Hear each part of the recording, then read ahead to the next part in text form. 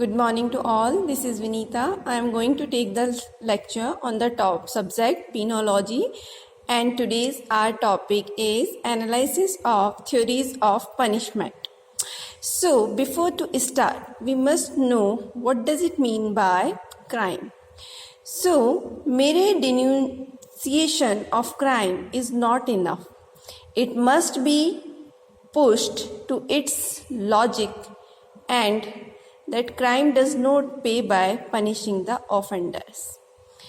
Punishment means it is the redress that the Commonwealth takes against an offending member. In this regard, Hans Kelsen says that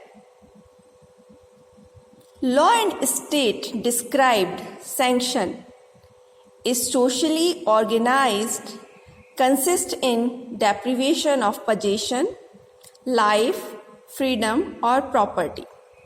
According to Jeremy Bentham, punishment is an evil in the form of remedy which operates by fear.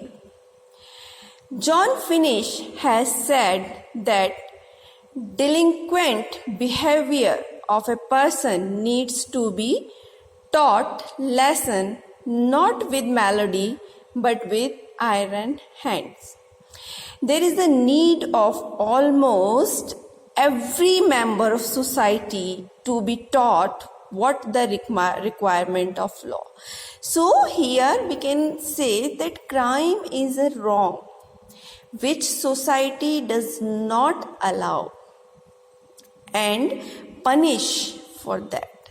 So punishment for what? Punishment to redress because someone infringes the liberty of another one, of his life, of his freedom or of his property.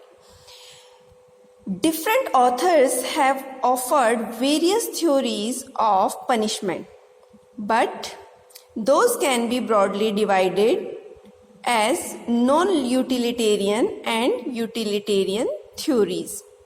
So one by one we will discuss utilitarian theory. Utilitarian theories are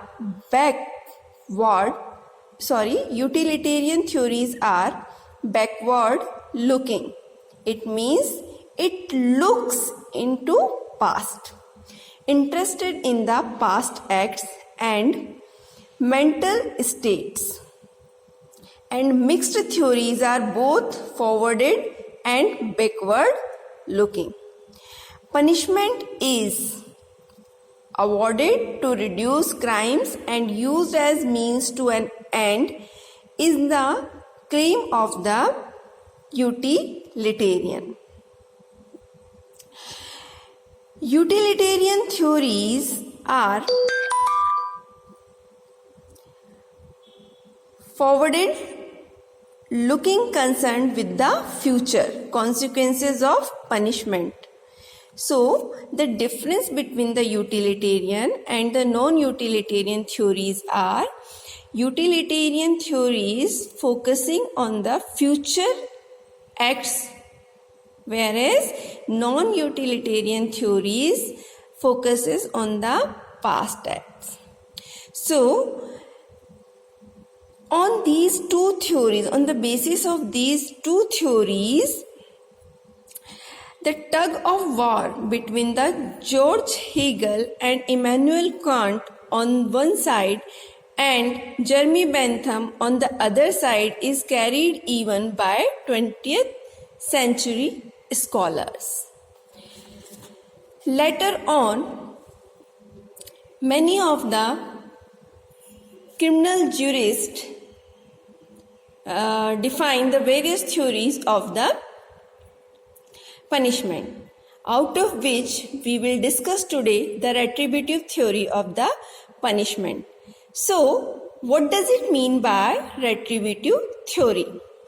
Retributive theory is based on rights and justice. The guilty deserves to be punished.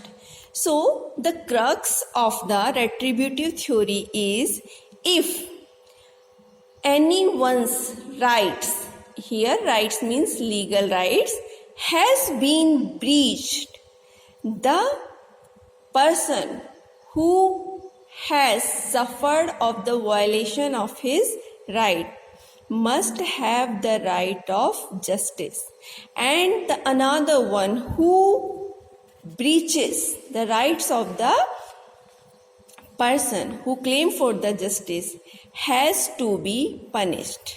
So this is the crux of the retributive theory. Retributive theory later on, after many years, the criminal jurist propounded that there are some merits of this theory. The few of are: the first one is, the theory is very simple. Punishment is an end in itself, but utility theory is means to an end. Therefore, utilitarian theories are evaluated on parameters of success and failures. This question does not arise in retributive theory. So, whereas utilitarian theory and non-utilitarian theories were of having some issues, like Jeremy Bentham, Immanuel Kant, George Hegel, whereas the theory of retributive theory is a very simple theory. It justifies the rights and justice. So this is the first merit of this theory.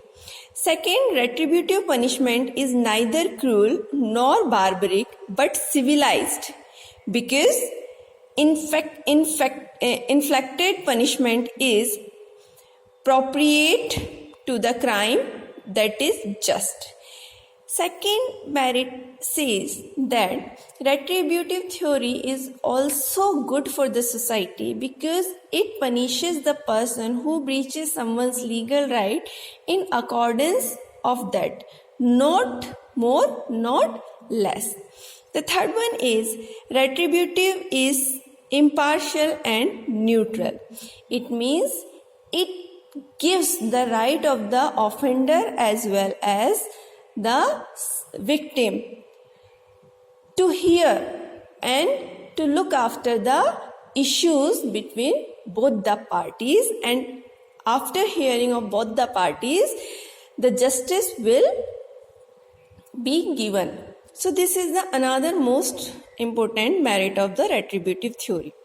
The next is retributive is based on the Roman doctrine of poenas suos tenere debet actus, et non alias, means punishment belongs to the guilty and not others. It means punishment only gives to the person who is a guilty. Guilty here meaning is a person who breaches the another one's legal right is called guilty, and the punishment only given to that person, not the someone who was not involving of any crime. As well as the merits, there are some demerits also of the retributive theory.